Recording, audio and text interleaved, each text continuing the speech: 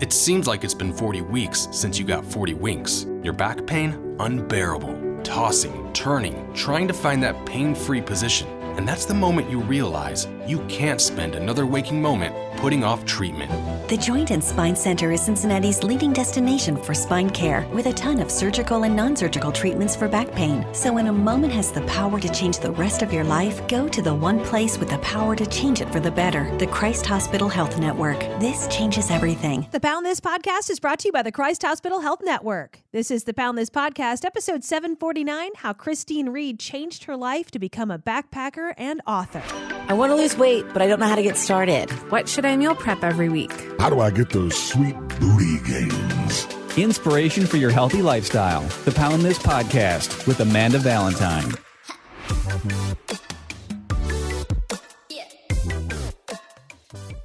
What's up, friends? Before we get into this amazing conversation with Christine, I want to tell you about my friend and health coach, Sarah, with Team Fit With Me. Sarah has been involved in one way or another with this podcast since 2018 on her own health and wellness journey, and now as a health coach.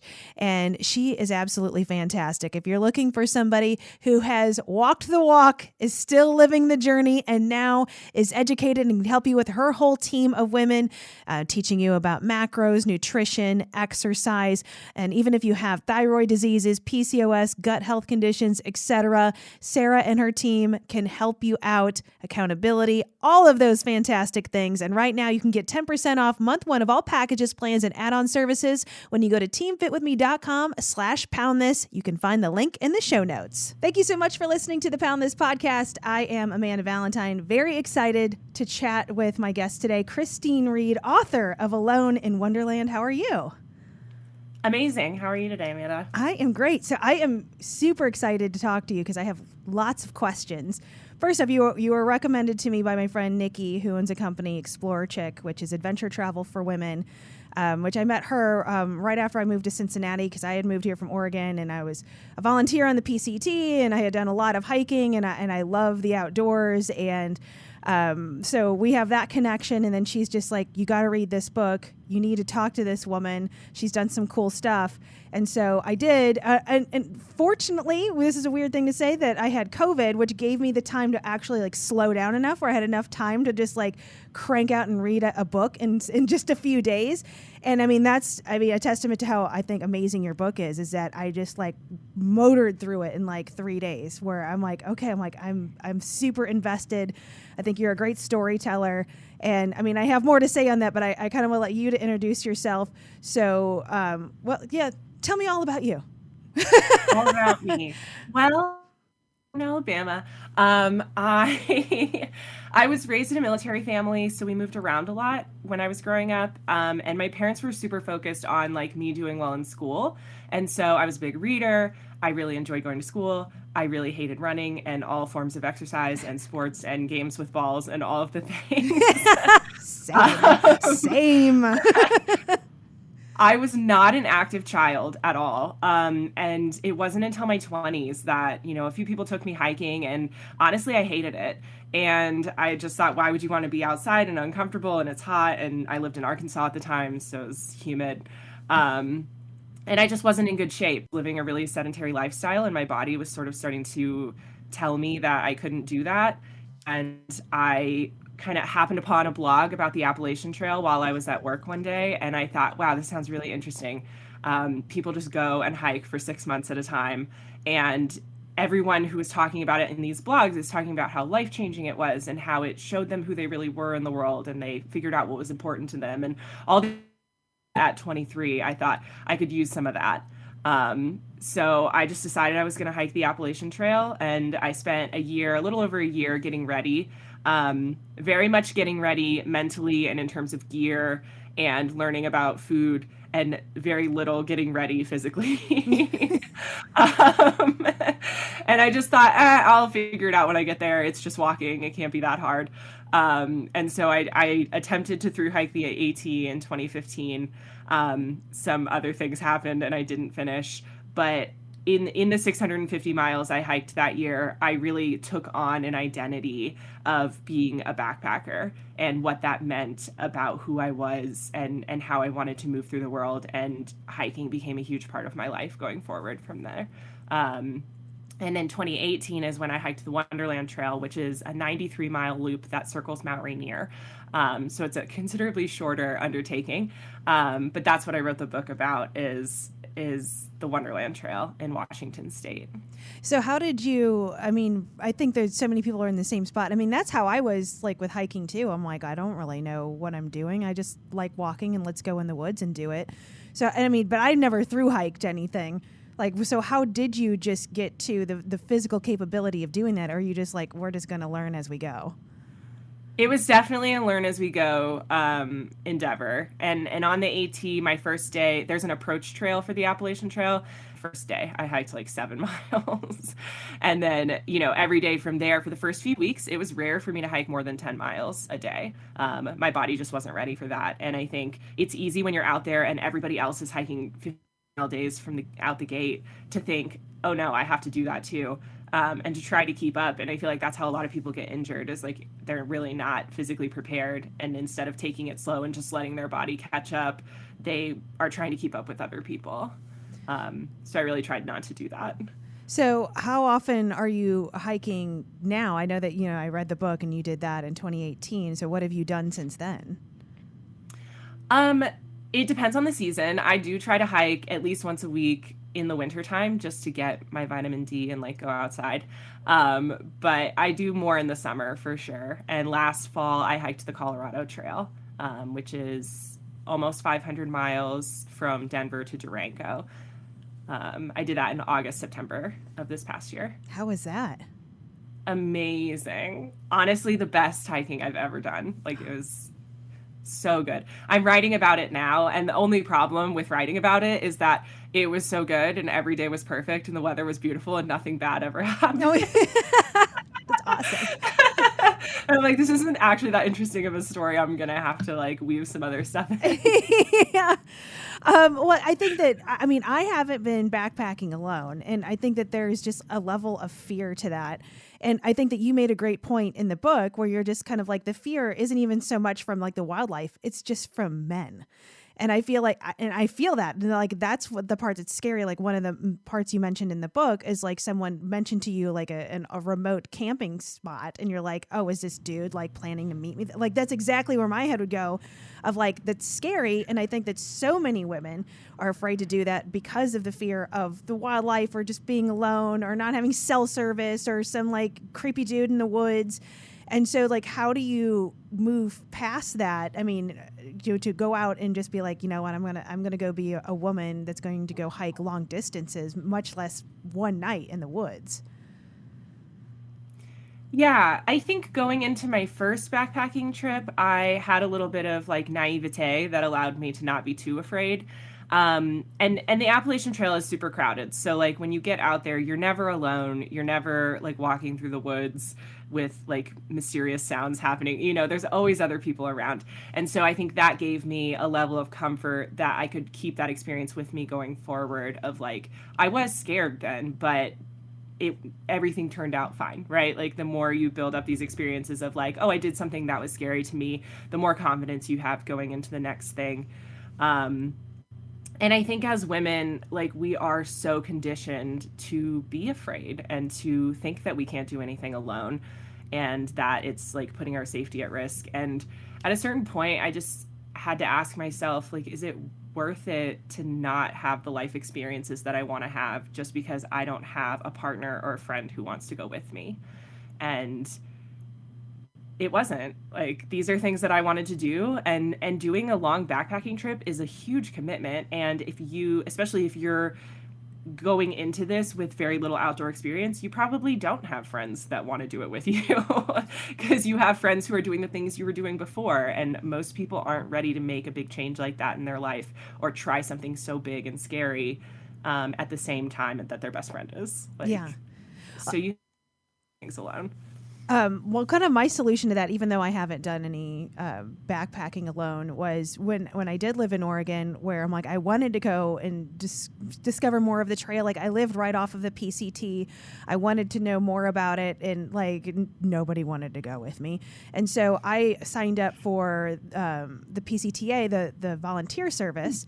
So then I would go out and do trail maintenance, and I met like one of my best friends doing that. And I'm like, okay, well, I'm just going to go alone in a group of strangers with no cell service. I'm going to drive 2.5 hours and go into the Trinity Alps and like, let's smoke whatever, we'll see what happens. And it turned out awesome. And that's where I met a group of people that like love hiking, love the trail, and like actually have accessibility to be like, okay, if I wanted to do, just like, I would never plan on through hiking. I don't know if I could have that kind of commitment, but it's like, but I do like a week would be cool. Like, I've thought about starting in like Ashland, Oregon, going to like Crater Lake and kind of having like a 5-day like hike or something, which I still haven't done, where it's like, how long is this going to be on my bucket list till I do it, sort of thing. But it's one of those things of like the timing, and do I have friends go, or do I go by myself, and is it too scary by myself? And it's like, I just feel like so many of us have this in us of like, oh, I want to do this, and then you start listing all the reasons why you can't. Well, money and time off work, and will I have somebody to do it with, and I don't understand what I'm doing. And it's like, either you just like jump in and like find a group, or you just like jump in and do it yourself. Otherwise it's never going to get done. Yeah, absolutely. And sometimes it's like really just about the decision. It's about taking yourself from that place of, oh, I never could, or, oh, it's just not the right time, to like, okay, this is important to me, and like, this is the year, and this is the month, and that's the day, and I wrote it on the calendar, and it's happening. Yeah. And if, maybe I'll tell all my friends, and if someone wants to come, they can come. And if not, I'm committed to doing this. Yeah. And then one of the things that I loved like reading in your book too is like that you had relationships before where you went hiking and you hated it, but yet you still came back and was like, no. Then you made this giant leap of like, no, I'm gonna hike this long ass trail and like hike across multiple states of like, I don't know. I just think that's amazing, of something where you're just like, you've decided that like, oh, I don't like this thing. This thing makes me feel self-conscious or brings up sort of like negativity, and how you're like, no, I'm going to push through it and figure that out. I think that's something that a lot of people absolutely do not do. That's very hard.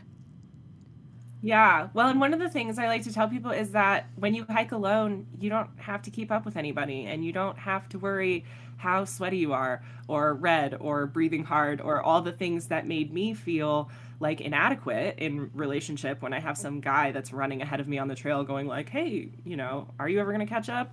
And that puts all this mental agony on me when I'm trying my hardest physically. And when you hike alone, you can just be as slow as you want to be, or take your time and not be worried what people are thinking about you. And so I feel like it's almost easier in some ways, even if you are also dealing with like a fear aspect. At least you're not dealing with like the pressure aspect. So how do you feel like your body has physically changed from hiking? Oh my gosh, this is a really loaded question. My body, I would say, in terms of like my weight or the way that I look, has changed very little. But I feel much stronger in my body, and my awareness of my body has really changed. And this is one of the things I'm actually writing quite a bit about in my next book, is about my relationship to my body, because after the Wonderland Trail, I was diagnosed with a form of dysautonomia that affects my heart rate and my breathing patterns. And so when I hike, my heart beats much faster than a normal person. And that causes me to breathe really hard. And these are things that I've always been really self-conscious of, but I didn't know why they were happening. And so this time around, when I hiked the Colorado Trail, I had that information, and it really changed the way I saw that my body was moving. But the other thing that I found really interesting is my relationship to food when I'm on the trail. And I think as women, and I know a lot of men too, who have really complicated relationships with food and how food affects their body. And there's just something about moving all day when you're hiking, when you're using your body as a form of locomotion, that you have to fuel to keep that going. There's such a different relationship between the food that you're putting in your mouth and seeing, okay, if I eat this, I can hike for this long and feel good, and then I need to eat again. And it's kind of a straight input-output that you can really visualize in a way that in a sedentary lifestyle, it's hard to understand how the food is fueling you. And that's something on the Colorado Trail I really focused on, eating like every hour in small amounts and just seeing like, okay, I put that food in, I feel great, I can move. Now I'm starting to like feel my energy wane. I will eat again. And that's probably the biggest thing I've seen is just my understanding of how when I'm in my body like fuels and affects how I feel. Well, I think that's, I mean, such an amazing point. I mean, especially as women, we're like, there's so much geared towards it's like, don't have carbs, don't eat this, you don't eat so much, and like very much judgment around of like, no, when you are that active, I mean, that it takes a lot. I mean, I'm so glad that you said you just feel like so much stronger. And that's how I feel like from hiking everything too. I'm like, I just want to feel like a bad bitch. Like you're just, you're just like so strong. I'm like, yeah, you got to like fuel that. Like you need to eat a butt ton of carbs and fats. And like you have, it's like go time. And there's no time for judgment of like, shouldn't you be eating that? Like, no, shut up. Like I'm doing very hard work. And so I think that also like, at least for me, like when I would come back from like a long hike, I'm like, I'm going to motor down a whole pizza. And I'm like, that is nothing to feel bad or judged for. I'm like, I put in some work today. And so it's like all that societal crap goes out the window, which I think is an amazing portion of hiking too. Like, just like you said, of like, this is what my body is needing to function, not what my body needs for aesthetics for somebody else. Yes. Yeah. It's super freeing to be like, I just need to eat 4,000 calories today. Definitely. And it can be whatever I want. Like I can eat candy. I don't eat candy in my normal life, but like on the trail, I'm just like Sour Patch Kids all day long. Yeah. So what are your favorite trail foods? I would definitely say sour gummy candies are pretty high on the list. I eat a ton of ramen. I eat like, it's kind of like a health food brand rice-based ramen, so it doesn't have gluten in it. And that does fuel me really well. And then I do like dehydrated veggies. And I'm a huge oatmeal ag when they hear that. Like so many people will not eat oatmeal. And it's like a kind of a trail joke, but I do a ton of oatmeal on the trail. Why don't people like oatmeal? It's like sticky and pasty. And I think just most people don't eat oatmeal in their normal lives. And there's this idea that oatmeal is like the perfect trail food. And so people who've never eaten oatmeal bring it on the trail because they're like, this is what you're supposed to eat. And then they like try to eat and they're like, I don't like this. Gotcha. So every hiker box on every long trail I've been to is just like full of oatmeal packets that people throw out. See, I like love oatmeal. I just ate oatmeal like an hour ago. Like I'm solid with that. I don't know. Any sort of trail food that I've ever had. It was a lot of beans, rice, and oatmeal, and I'm like all that stuff. Like I'm like, yeah, bring it. Like I don't know. I don't know if there's anything. I eat all that stuff at home. Yeah, right. Exactly. I've never really. But the thing is too that I've just done like, you know, overnights and like sort of car camp stuff. Like I've not done again like where I have done. I did do with Explorer Chick. We backpacked hut to hut across a glacier in Banff. And that was badass. And so that was a little bit more involved than what I'm used to with like trail food. But we had 10 women all packing all the, separating the food between the 10 of us. So, I mean, we were still eating pretty damn good. But so yeah. I think that's like another thing just on top of like the worrisome of like, can I physically do this hike? Am I afraid to go alone? I don't know where I'm going or what to do. And then it's like, what the hell do I eat? Like, I feel like there's just so many barriers that we get like scared and locked up on to that we don't do it, because then you do have like, you start Googling like what you should do. And most people don't like dehydrate their own food or have this. And then you're just like, never mind. Like you should in your next book include like a little like cookbook, like the best practices of snacks. Yeah, I mean it's one of those things where it's like I don't know what to do, and then you go online and there's just so much information and people saying different contradicting things that it gets really overwhelming. And when it comes to food, like it's really what your body wants and what you are craving. And I feel like when you're hiking like that, you should answer your cravings. And if your body is like, give me sugar, then just eat a cookie or something. Yeah, right. So I had to ask you too, so reading this book and kind of hearing your backstory and where you were and kind of like where your headspace was going into, hiking the trail and trying to figure out like who you are and where you're going. Like, it's funny because like in no part of that where you're just like, I want to be an author and I want to write a book, but I'm reading a book that you wrote, and like writing a book is no simple feat at all. So at what point were you like, you know what, I think that I want to write a book, and how did that process work? It is something I've like been mildly interested in for a few years previous, and sort of just like, oh, that would be an interesting idea for a book. You know, things would occur to me, but I never sat down and started writing or even really seriously thought about it. It wasn't until it was the last day that I was hiking on the Wonderland Trail. I had picked up a book at the gift shop and was reading it, and I was just like, I could write a book this good. I just had this like, you know, it was the only book I could find about Mt Rainier that was sort of like a narrative story. And I thought there should be more in this market. And I have experienced a lot of personal growth on this trail. And I also came to the trail. One of the things I was dealing with was just this like overwhelming sense of loneliness. And I had been living in a van and traveling around, and I really didn't have a social group. And I came to the trail almost looking for friends, or at least looking for human connection over the course of 10 days.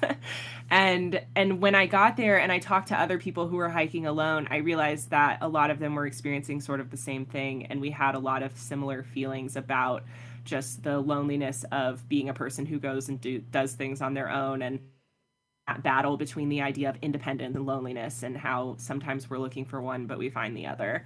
And I just realized all these things I was feeling a lot of shame about were things that other people were feeling too. And I thought, this story needs to be told. I want to read this story. I know there are other people who are feeling this way that will benefit from reading this story.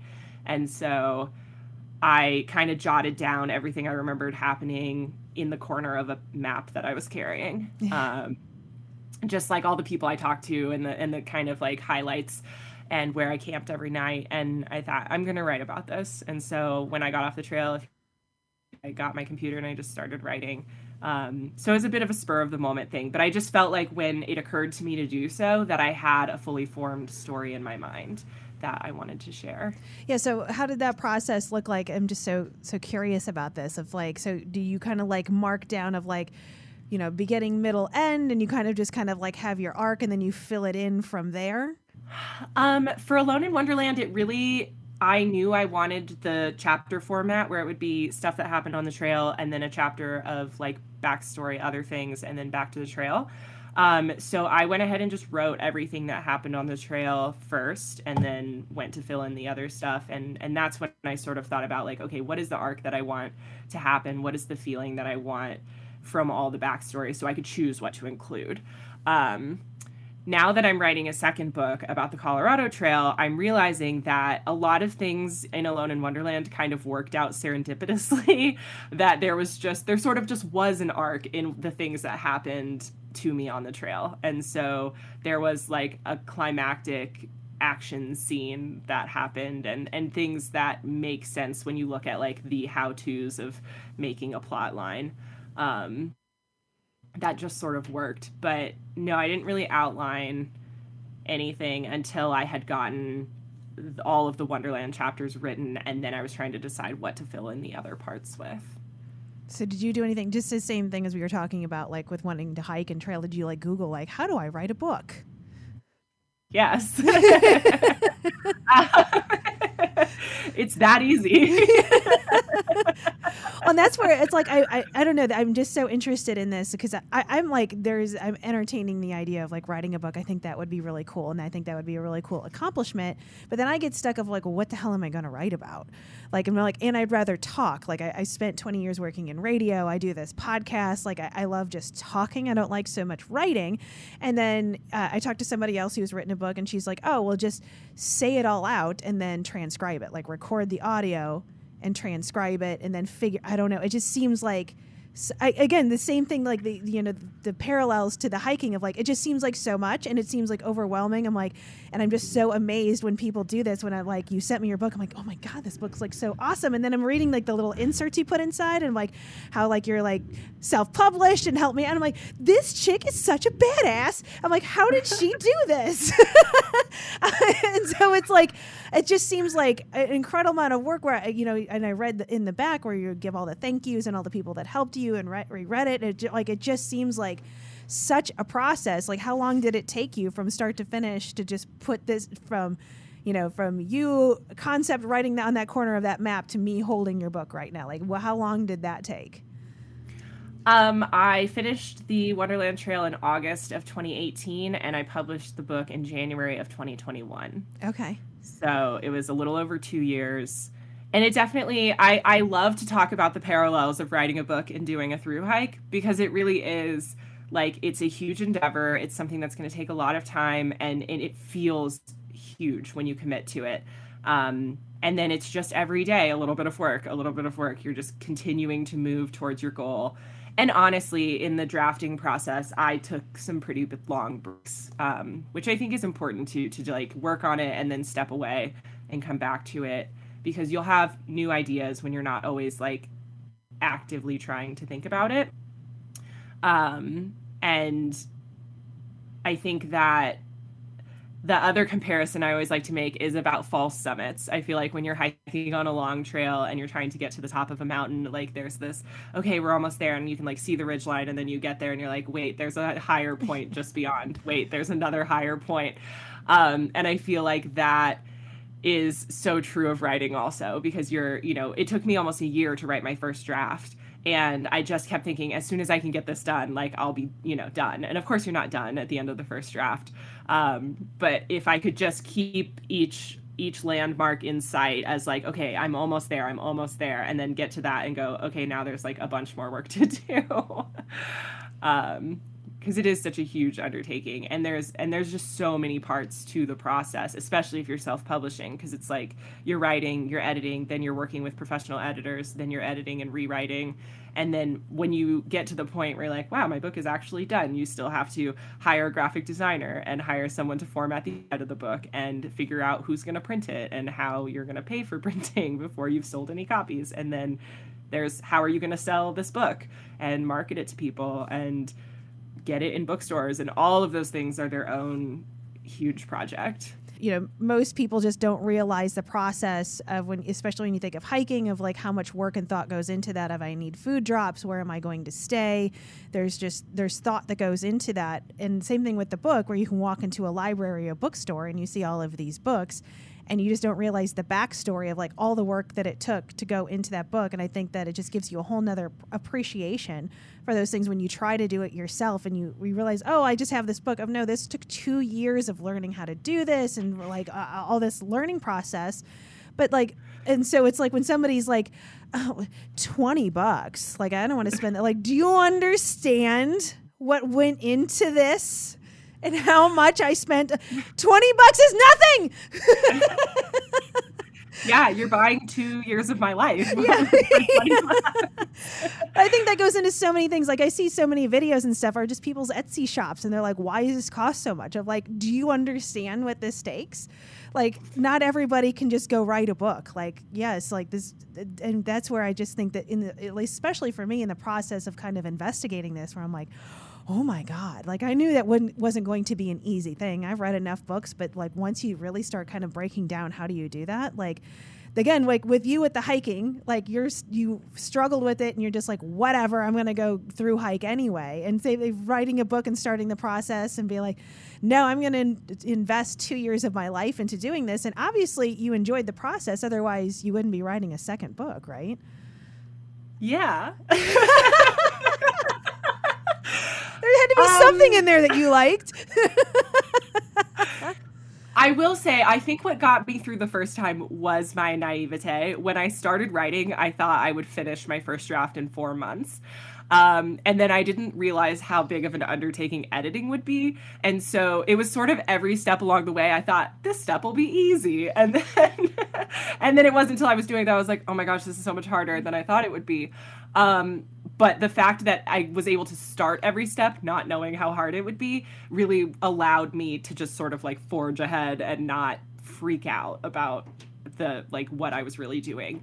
And I suppose that's kind of the same principle with hiking for me. Like I just was like, I'm just going to do this and it'll be great. But I think like getting to that. Now I'm working on my second book, and honestly, I really struggled to get started because I was like, I just know what lies ahead in a way that I didn't the first time around. And this time, instead of just like hoping everything would work out, I was really trying to outline and format and figure out like what I'm trying to say. And I really wanted to have a better idea of where I was going from the get-go, which just felt like dragging my feet in the mud. I just couldn't get going because I was having trouble foreseeing the formatting. And the funny thing is, what I ended up doing is just writing out the entire Colorado Trail. And I'm one day away from finishing. I have one day left to write. Oh, awesome. And like in the last week, I've realized exactly how everything's going to fit together. So it's like, that's what I needed to do anyway. It was just the exact same thing I did the first time.